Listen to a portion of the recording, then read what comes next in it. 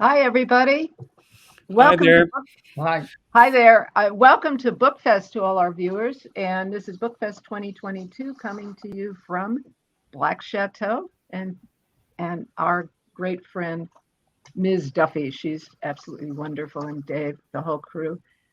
We welcome you. We're going to be today doing a talk with several wonderful authors, and the topic is Men Who Write Memoirs. And yes, men do write memoirs, even though usually when you think of memoirs, you think of ladies, right? No. We do see a lady on the panel. That will become clear as we get to her, Morrie. Thank you for the wave. Let me start off by just a quick intro of me. Again, I'm Ina Hillebrandt. I am a coach, a writing coach specializing in memoir. I also do fiction. I also help folks get stuff published. And we are here today to learn more about the process of writing memoir, but also about these books, because everybody here has an absolutely fascinating life story, which is in their books. So that's going to be our focus today. So, with that, let me start by introducing uh, Mr. Chet Richards. Well, Would you hello. hello, tell us a little bit about yourself, sir. Oh, well, by profession, I'm a physicist and an engineer. And there's somehow I managed to get into writing as a sideline, but it looks like it's becoming more important in my life. Otherwise, I wouldn't be here, obviously. Um, I started writing this book when my wife died, and I was in a terrible depression as a result of that. It's almost impossible to describe what that experience is like. But when I was writing the eulogy for her for the funeral, I realized that gave me a great deal of comfort, just the process of writing. And I had a lot of stories to tell and written some of them down. She liked those. So I decided to go ahead and start writing stories. And I just thought, hey, each one of those stories, they're standalone stories. Each one of those stories is like a letter that I'm sending to her. And each one gave me more and more comfort as I got through the process. And it just kept going. And the next thing I know, I've got a book filled enough to fill a book. And the next thing I know, I've got enough to fill two books. and, and that's sort of where we are. I mean, it's then all of a sudden I ran into Ina at a party and we got to talking and she says, "Hey, send me a story." So I did, and she liked it. So, everything kind of followed from there. Thank you, Chet. Very much appreciate it. We'll get more into process and more into the actual stories, but thank you so much. JD. Hi, well, thank you for having me. I'm JD Mass, and I've been a business consultant and entrepreneur for many years. And because of my background growing up in a diverse community where most of, if not all of my friends are Black from childhood, I've always wanted to kind of understand what led us to racism. And I've been on a search and a journey for that. And in this process, I started to write my stories about it, realizing my uniqueness. And so now my main focus is building this brand and seeing what kind of healing we can generate together. Thank you so much, JD. More about you coming up. Interesting story. And Paulino, Oh, welcome. Please thank tell us a little about what brings you here today and your uh, background. thank you. I am Paulino Chol. I grew up in the refugee camp when my village was attacked by Maralin militias from the northern Sudan when I was a little boy, and then I worked on my bar food until Ethiopia refugee camp, and I stayed with the lost boy in the camp for 4 years, and then we left again to Kenya working, and from Kenya then I came to America in 2004 And I went to Arizona at that time, but Arizona was too hard for me. So that time I changed my mind, and then I come to Colorado. And when I come to Colorado, I went to school because that time the school was bad when I was in Africa. So I went to college and I got my diploma. And I went to university. I got my associate degree in Homeland Security and Emergency, and I got my bachelor in criminal justice. And I went to law school too, and I got my master degree. And then I am doing my PhD now in management and Homeland Security. Thank you. Thank you. I'm gonna stop you for now because I want to get more into all of these things because they're all fascinating. Okay, thank you. Yeah, thank you so much. My goodness, what a journey. We want to hear some of the details of what happened during it. We'll get to that. Okay. Thank you. Thank you very much. Morrie, welcome. Well, thank you, Ina, for having me on this panel. Sure. I'm Morrie Sherry, and I did not write a memoir. My husband, Henry Silvert, did, and he and I shared an extraordinary life together for 40 plus years. I was the editorial advisor for this memoir, and I also take credit for half of the title, the first half of the title. And I'm also a great nudge, and I have always been his biggest fan, and I am happy to speak about his life and what spurred him on his entire life. Thank you so much, Morrie. I know you have lots of stories to tell us. Thank you. All right, everybody. I love all this. Let's get into some of the issues that you would like to. Let's talk a little bit about, first of all, about what would you say is kind of the main thrust of your book? Is there a main message in your book? If so, what would you say that is? Morrie, you spoke last time. Let's start with you. Okay. Well, the theme of Henry's book is of persistence, optimism, and good old-fashioned grit. The book is titled An Indelible Event and Detour Through a Global Childhood, and that is a long title. The indelible event was a horrendous car crash that he experienced at the age of 6 in a tiny town 300 miles north of Mexico City. When he was thrown down a cliff in a car at the hands of a suicidal driver. He was not expected to survive. The doctor who examined him exclaimed that this boy doesn't know how to die. And, this doctor did take care of him. And the theme of his never giving up after he came out of a 2.5 month long coma, he never gave up. He kept moving forward, and this kept him inspired and motivated his entire life. And he had a wonderful life, and we could say the boy who didn't know how to die really knew how to live. Thank you. Yeah, it's quite a story. I can't imagine flying off a cliff in a car. Okay, and then surviving and thriving. But we'll get to more of that. Thank you so much. JD, I know you have a fantastically fascinating background too, very different. Can you tell us, first of all, I know you have a mission too. Can you tell us about that and what got you to that point? So I knew that I lived a unique experience.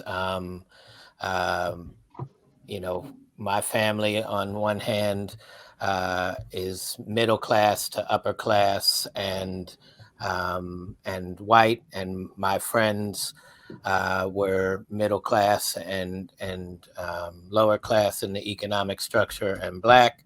And I got to experience within a 15-minute drive of each other, 2 different worlds that just not as many people got to experience, and that motivated me to want to know and understand why. And so my memoir, my book is part memoir of this story of unique, kind of a road less traveled, and part 7 steps that I see to healing racism in this country and in the world. So.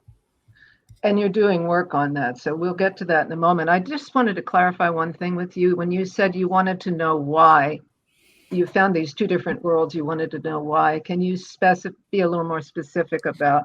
I wanted to understand the psychology, the intentions and emotions behind what motivated us to create a world of racism as Europeans expanded colonialism throughout the world.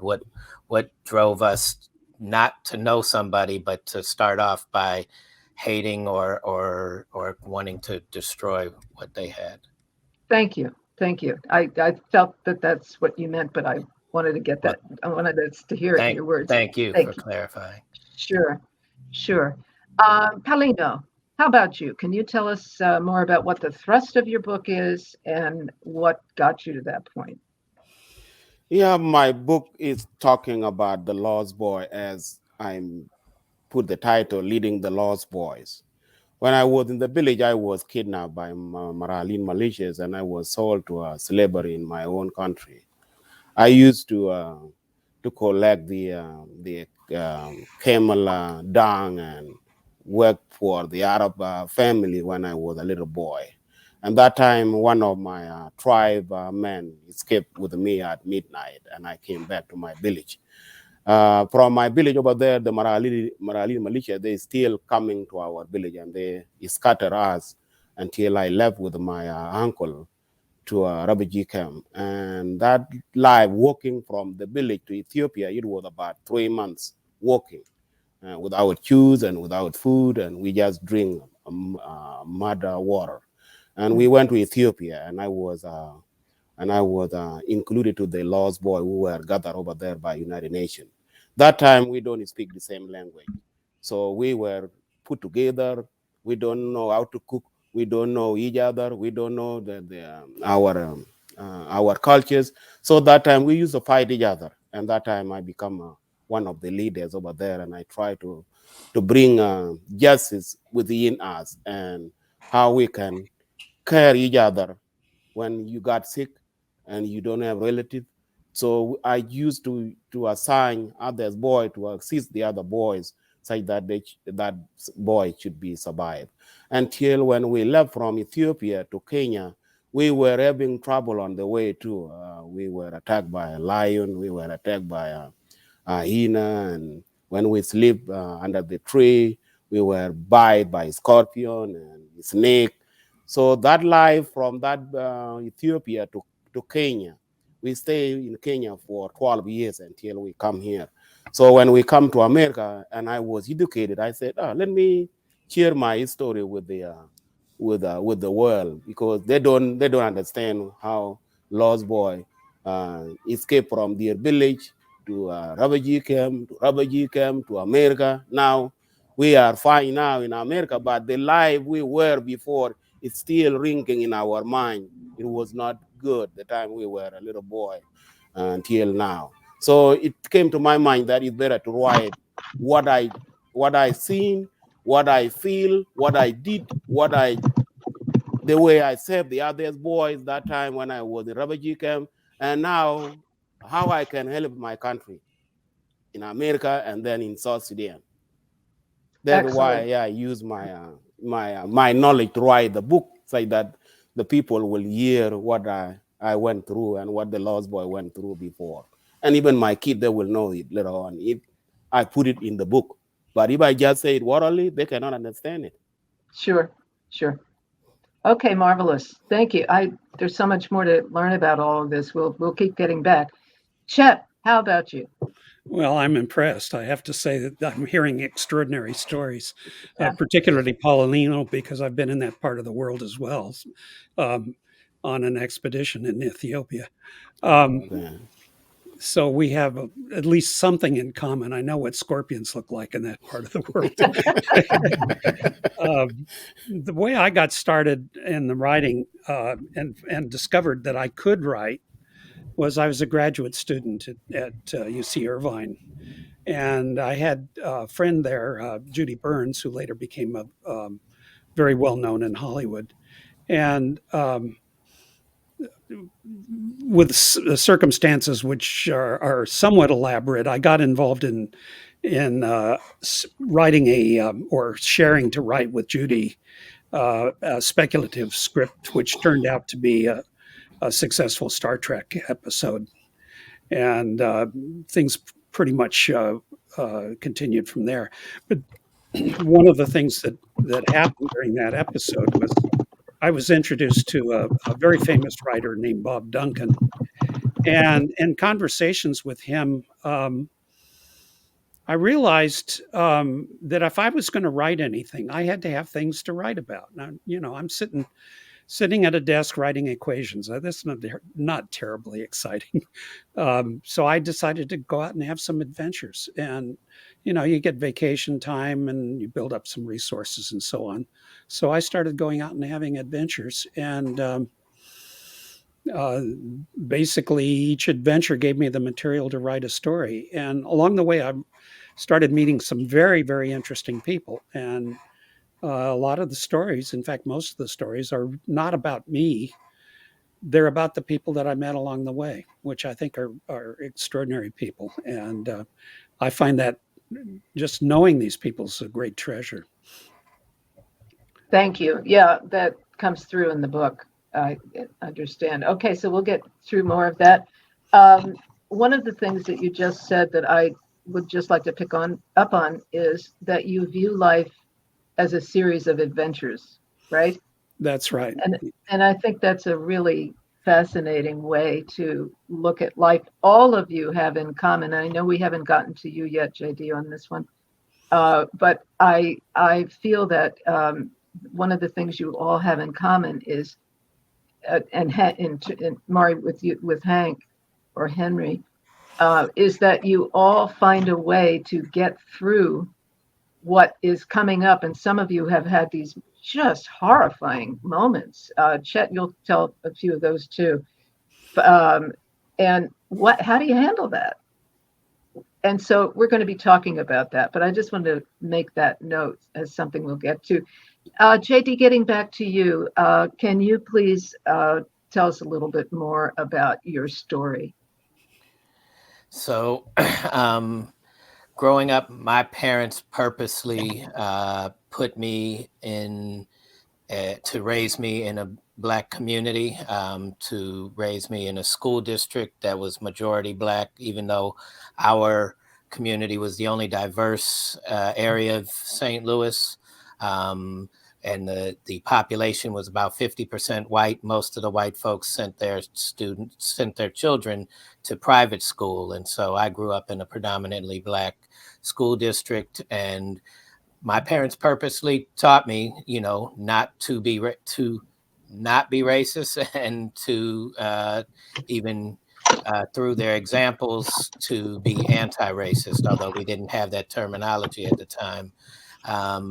And so in that journey, I speak in the book about some of my ventures, including growing up with Nellie, who became a musical star.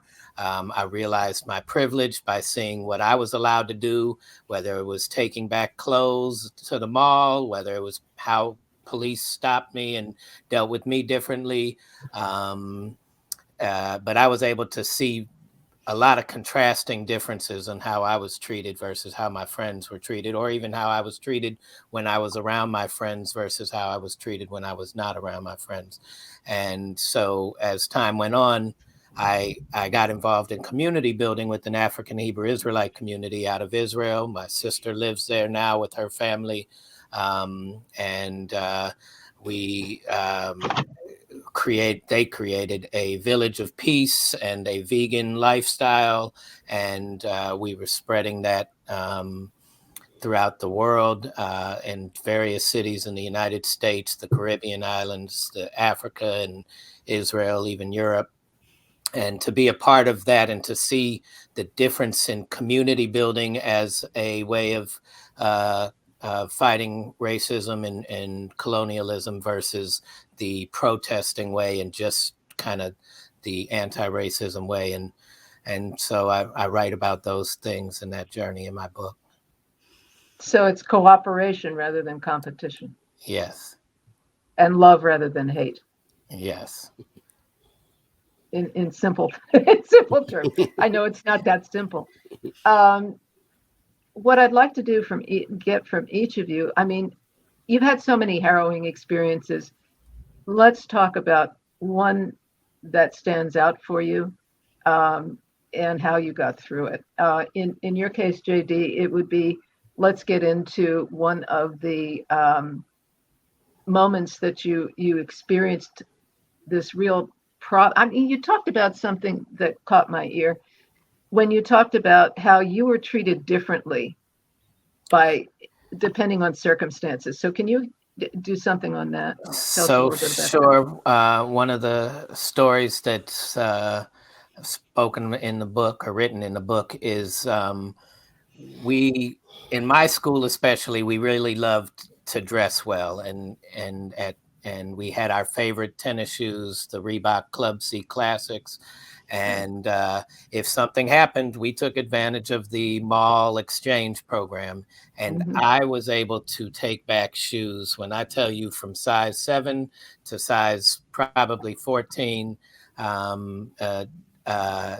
because there was no problem given to me, to the point where when friends would be turned down, they would call me up. I would come to the mall, meet them, take their shoes right back to the same person that they experienced the problems with, and get the exchange. And I've done that with size 12 and 13s and got no questions about whether I needed to try them on or not. Nope, they fit. And so I just got to experience how I was not questioned and how they were on that level.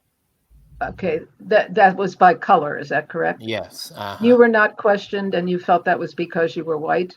Yeah, that seemed pretty obvious at the time to me. Yeah. Sure. Yeah. Okay, so you're on a campaign to try to get this to change. Yes. Which is terrific, and we'll get into how you're going to do that. Chet, you've got so many different harrowing adventures. Can you tell us about one of them? Well, why don't you ask me about one of them? Well, you mentioned Ethiopia, and yeah, you were saying something to me about a romance with a crocodile. Oh, okay. Well, I did have a very brief romance with a crocodile, as it turned out. The expedition I was on was the second expedition down the Omo River, which is at that time was a wild river. It's unfortunately it's been dammed since, so it's no longer wild. But we were coming down on a rapid that had unexpected characteristics. Long story I won't go into, but what we had on the expedition was we had 4 boats. They were actually inflated rafts. And we didn't think this rapid was going to be particularly difficult. So we didn't take a special precautions on that particular occasion. Well, as it turned out, we flipped 2 of the rafts and put half our party in the water. I was one of them, as it turned out. So there were things that had come off the raft that hadn't been lashed down, and so I was gathering, and these things were floating in the water. You have to picture this river. It was basically, because it was a wild river, it was full of sediment, so it looked like coffee. Basically, you couldn't see below the surface. So I was gathering things together, and things were popping up out of the murk of the river, and I stuck my hand out on the corner of my eye, just over like that, to pull something out of the water. And I realized this thing that I was gathering together to myself had teeth. And I Sorry. had it not only had teeth, but I had my arm in its mouth about halfway up to my shoulder or halfway up to my elbow. Um, an interesting thing happened at that point. You've heard stories about time slowing down in an emergency, and time gets stretched out and you have time to think about things. That really happens, and it happened to me on that occasion. And I studied biology, among other things, when I was a student, and I knew something about reflexes. And reflexes come in pairs. So the last thing you want to do when you're dealing with a crocodile, as it turned out, it was a crocodile, is let it shut its mouth. Now, a crocodile's mouth is a bear trap. So once it clamps down, there's no way in the world you're ever going to get out of that. So I didn't want that to happen, and I knew that that would be a death sentence if it happened. So I had to make it open its mouth. So what I did was I balled up my fist and I rammed it down its throat. And its mouth popped wide open, and I pulled my fist out, pulled my arm out, and I had wonderful gashes all down my hand, just four gashes and flesh hanging down and, all that sort of stuff. Got some great scars from that, by the way. They've faded away, unfortunately, but I had good talking points for a long time after that. Anyway. So I'm going to stop you for a sec because I do want to get to other folks, but what's fascinating here is you actually thought about how to handle this from material you had read. Yes, right? That's right. Yes. Mm-hmm. And you were actually reading this, as I recall the story. Yeah. You were actually reading this as this was all happening. Therefore, you knew what to do. You did it and you got out of there.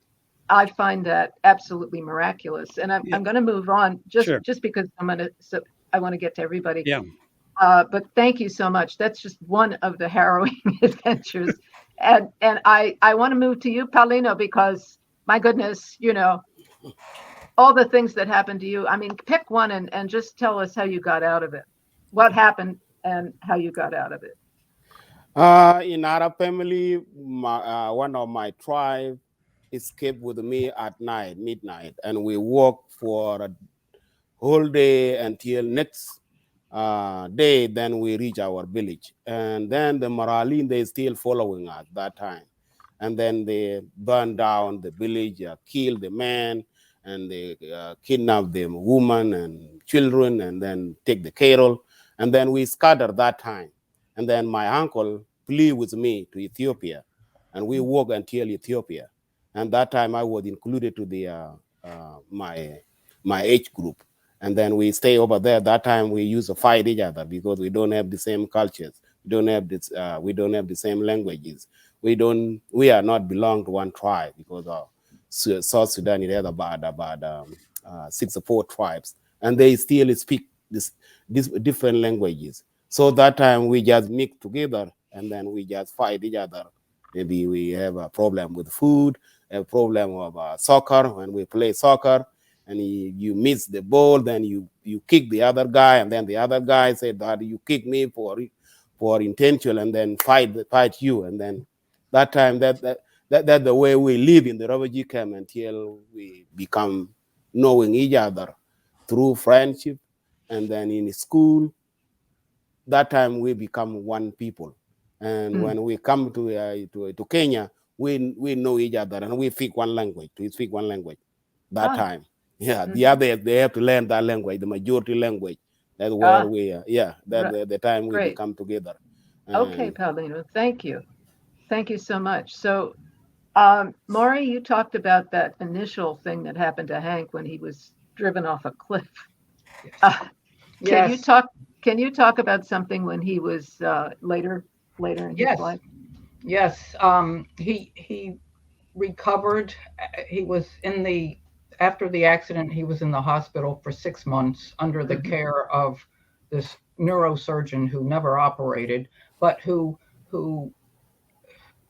took care of him in a way that is unheard of. He drove him to physical therapy. He let him stand. He had a little doctor's when Hank could stand up and participate, he let him into the operating room and stand behind him during surgery. He took him on visits to the poorest communities in Mexico, where he administered to patients who couldn't pay, and in that way, Hank started to become aware of social situations and class and everything that went along with that. And if I might say, that also matched what he was getting at home in terms of information. Is yes, that correct? at The home, family he was the son of the eminent Latin Americanist and political scientist Calvin H. Silvert, and his mother was Frida M. Silvert, who was a sociologist and an author. Now, after he recovered, they moved back to New Orleans because his father at the time was teaching at Tulane. They moved back to New Orleans, and he was in the second grade. He on the first day of school, his parents accompanied him, and they had to climb stairs to get up to the classroom. Henry had his right side had atrophied, his leg, he had a foot drop. I mean, it took a lot to climb stairs. They brought him to the class. He didn't want them to come in with him. He said, "You stay out here." He went into the second grade class, and they left. Then an hour later or 2 hours later, there was recess. So all the children went out into the hall, and they formed two lines at the top of the stairs. Now, Hank was on the right side, and he held on to the banister and put his right foot down. But when he transferred his weight to his left foot, something happened, and he fell backwards, and he fell back up onto the step. Without missing a beat, he knew how he was going to get down those stairs. He lied down on the top step and rolled down each step carefully so he didn't hurt himself, but until he got to the bottom. And he did this for several weeks until he had the strength to be able to maneuver on the stairwell. But he said that the teacher and all the kids, they were aghast at watching him make his way down the stairs the way he did. Mm-hmm. And I think that's pretty innovative. I do too. Yeah, that was also, he wasn't embarrassed. He just did what he needed to do. Yeah, I get that from all of you when you've gone through these things. You've sort of taken charge and just done what you needed to do to get through it without thinking about what anybody else might be thinking. You're just doing what you need to do. Is that kind of right for all of you? Yeah, it certainly is for me. Yeah. Okay. Grab hold and go, Yeah. Yeah. It's a theme. There's also a theme about sticking with it. And I'd like to get into that a little bit with you guys, because you all have done some of that. You have that stick-to-itiveness that has gotten you to persevere. But I'm going to bring it to a different point for that particular question, because I want to find out a little bit more for folks who might be listening and watching us about the writing process in all of this. I suspect perseverance was a part of your story of getting the book written. And Morrie, you worked with Hank, I know, side by side on that. So who would like to start off talking about the writing process? You got started. How did you keep going? Anybody want to jump in? All right. I could. Henry started writing about a year before he retired at age 70. And he was writing. He had hired a writing coach who he worked with for a couple of months. Then that relationship ended when the coach schedule didn't allow for outside work. But he was writing, and then he found we had been to dinner with some friends who knew many details of the accident. And when we got home from dinner, I said to Hank, I said, why don't you Google the accident? Because he had grown up not knowing many of the details. He just knew that he fell down a mountain in a car. He had a double concussion, and he's and that was that. And he just moved forward. But I suggested that he Google the accident.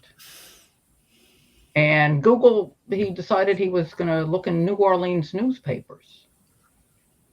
And the next morning, he said he got up at 7 o'clock and he ran into the study here and he started looking up New Orleans newspapers, and he found an article that documented the accident.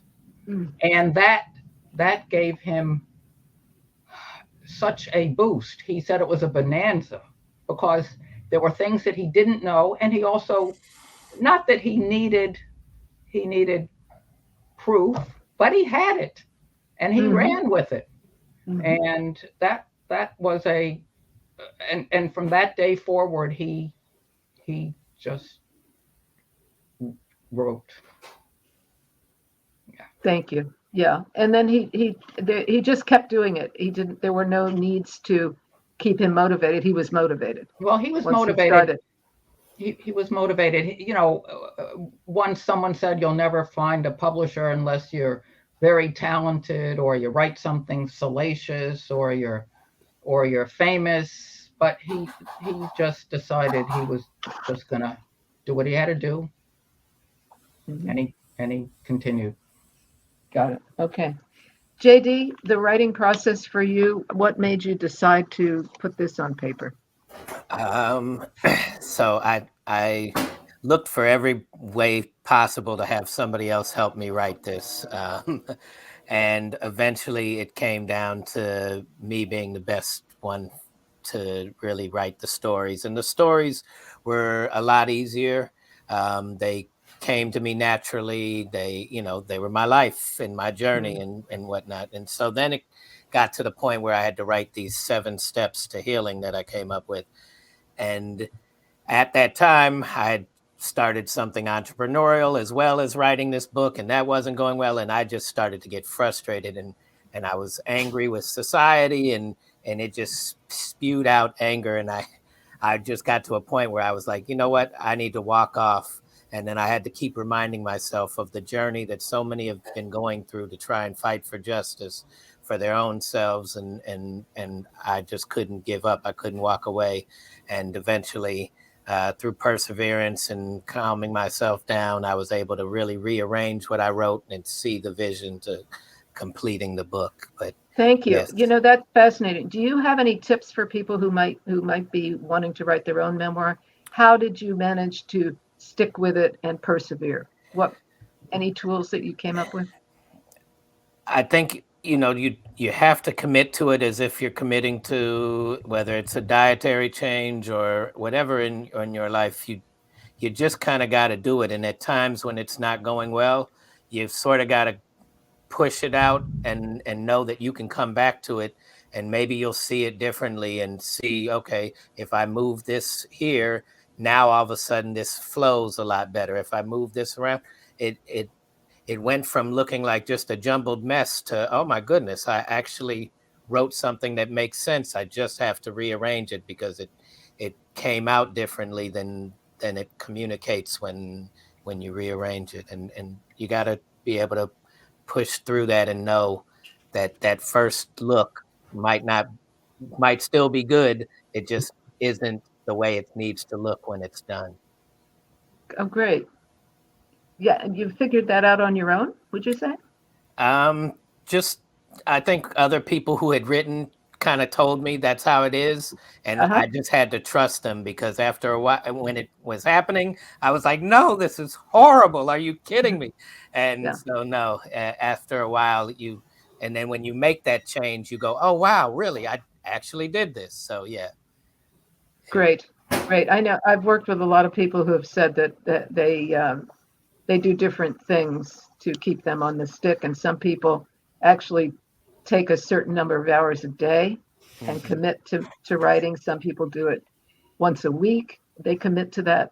But as you start, whatever process you use, and professional writers who've done a lot of writing have their own styles too. Some of them do it by word count per day. They often do it every day. Not everybody can, so they find time. Charles Lamb wrote at night. He was a bookkeeper by day, and he wrote at night, if you can imagine. So it can be done no matter what you're doing in life. The idea is what you just said. You've got to commit to it, stick with it. And that's the thing. And then as you start building up the pages, isn't that a very satisfying thing? When you start, whether it's on the computer and you see the pages growing, or it's pieces of paper and you're writing by hand even. When it gets to a point where it's almost done, you look back and go, wow, I did all of that. And so, Yes, very satisfying. Yes. And then you get it in print, and wow. Chet, can you talk a little bit about, you did say a little bit about how you started writing and you worked with Judy Burns. And what you did with her was a script that turned into the Tholian web of Star Trek, right? Yeah, that's right. It turned out to be, I happen to know this because we have been working together, it turned out to be one of the most iconic shows they ever had. And you were a kid. And who knew? Even nobody connected with the show knew in advance that would gain a kind of a cult status. It is in the Smithsonian, the script. Well, I was wandering down the halls in the Smithsonian. They had the American American History Museum, and they had a Star Trek exhibit. So I went over to take a look at it, and there was a script that I had written, that Judy and I had written, and it was the Rainbow script. It had all the modifications and everything for the So that brings me to another point in your writing process. Your first thing out of the box was such a success, but it didn't start out that way. You had a lot of bumps that you had to hit. Well, on the Star Trek, that's true. We created the first story. The first story was, what happened was I went to sleep one night, and after Judy had introduced me to the Star Trek series, which I hadn't been watching, and I had a dream, and there was, I was on the bridge of the Enterprise, and there was a ghost that was wandering around scaring the hell out of everybody. So I woke up and I made some notes on a notepad that I had by the bed, and I called Judy in the morning. I said, "Hey, has anybody ever done a ghost story?" And she said, "No." So she thought that was a really good idea and invited me to collaborate on a speculation. So we did that, and through a variety of adventures, we actually managed to sell the speculation. So then we had to go up and meet with the producer and the associate producer. Producer was Fred Freiberger and Bobby Justman in the third season. And we're in the meeting, and they said, "Oh, we love your script." And Bobby Justman says, "Well, there's just a couple of changes we want to make." And he started going through the changes, and I said to myself, "Oh my God, it's a whole new story." We had to do the whole thing from scratch. And I didn't say anything because Judy was poking me in the ribs. "Keep your mouth shut." So we got through that, but we were allowed less than a week. We had to produce a brand new script with a brand new story based on some of the same elements, of course. Of course, we couldn't use a ghost because Roddenberry didn't believe in ghosts, so we had to change that. But we faked a ghost and made it work somehow. And it was successful. It went in production. It became a very popular episode. It's still one of the most popular episodes. Right. Understand. So thank you so much. So you went through all this trial by fire. It was your very first thing that you ever wrote, and you still didn't think of yourself as a writer. And what happened was, you told that story earlier today, I believe. Yeah, no, that you- there's I'll mention something that JD said, which I thought was really interesting. I tend to write in short paragraphs. Each paragraph is just a single idea. And so they may be only 2 or 3 or 4 sentences in a paragraph, something like that. And then they become blocks, and I move those blocks around to make a proper flow. I think that's what JD discovered himself. It works. It's a technique that works really well, and it's something that writers should, young writers should consider. right. Thank you. But Thank you, Chet. I'm sorry. Just, I know you have tons of stuff, but in the interest of time, I want to get everybody in here. Paulino, can you talk a little bit about your writing process? What got you started? You said something about you have kids. Yes. When I came to Colorado, I went to college, and we did a presentation that time. And then the kids, they were having interest to hear my story when I was in refugee camp. So I give presentation, and then later on, the church I used to go over there, they ordered the movie of Lost Boy, and then they watch it, and then they said Paulino will answer the question. So that time I answered the question, and then the newspaper people, they came over there, and then my information is straight outside. So the churches used to call me to give presentation to them. The universities, the colleges, the high school. That time, it came to my mind that I have to write a book about my life story. So, and then them too, they encouraged me and said, Paulino, you need to put your story in writing.